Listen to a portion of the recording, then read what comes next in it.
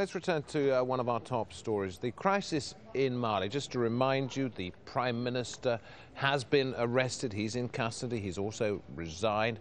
So no Prime Minister, but the President still in place. And it is said that he will be appointing a new Prime Minister pretty soon. But it appears to be that the military is taking more command of the situation after the coup in March last year. Let's talk to Ayo Johnson, director of the news website ViewPoint Africa.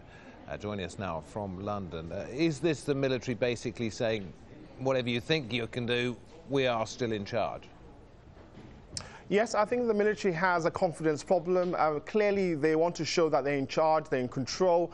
They've always been trying to meddle and dwell within the political sphere in Mali. And clearly, this time around, they're trying to send a slapping message to the international community that they mean business, they want things on their terms, and they clearly do not want boots on the ground. They've made that very, very clear. They're quite prepared to accept logistical support. Let me stop you. Let me stop you for a moment, because I don't quite understand this. Boots on the ground being international forces. They want to do it themselves. That is, put down the rebellion in the north. They don't want international boots on the ground. Absolutely. ECOWAS has a series of troops that are already in place, which have been supported by the United Nations and the African Union. They're saying, no, we do not want boots on the ground. They think it will be an instability, create instability on the ground. It could lead to insurgency, something similar to what we had in Iraq and Afghanistan. They're also concerned that it takes away their pride to be able to deal things on their own and their sovereignty. So I think that's their play. But the problem you have internationally is that the French and the Americans also at loggerheads as to how to play this. The Americans want a stage-managed approach that gives logistical support, gives troops on the ground the training that they require, and also a process that leads to better political stability. But the French want a now approach, which is involving military intervention now, which is at odds with the military. Let me read you this little bit from the New York Times back in March, when there was the coup.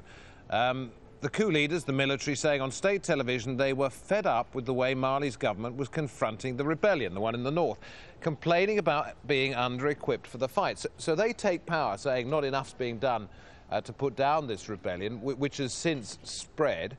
And now they're saying, no, we don't want troops to go and put down the rebellion, while they're sitting back in base doing nothing about it. I don't quite understand. Yes, again, it's very confusing, because on one hand, you can't be saying that you're not equipped, you do not have the logistics to beat the TUAREG rebels who've taken so much territory, and on the other hand, when support is provided, you complain. I think, personally, they want their cake and eat it. On one hand, they need help, but trying to dictate the type of help they require. On the other hand, they're trying to say, we do not want what we've seen elsewhere in the world to happen to us. And I think it's more for pride. They believe they can take the fight to the TUAREG rebels and defeat them. The Americans and the international community do not think so. They think that the battle-hardened TUAREG rebels, especially with the Al-Qaeda support that they're getting, are way too superior, way too strong for them. And I think this is mainly where we are now, this stalemate. They may believe that they can take the fight to these rebels, but there's been no evidence that they can, or that they've got any inclination. Is that going to change?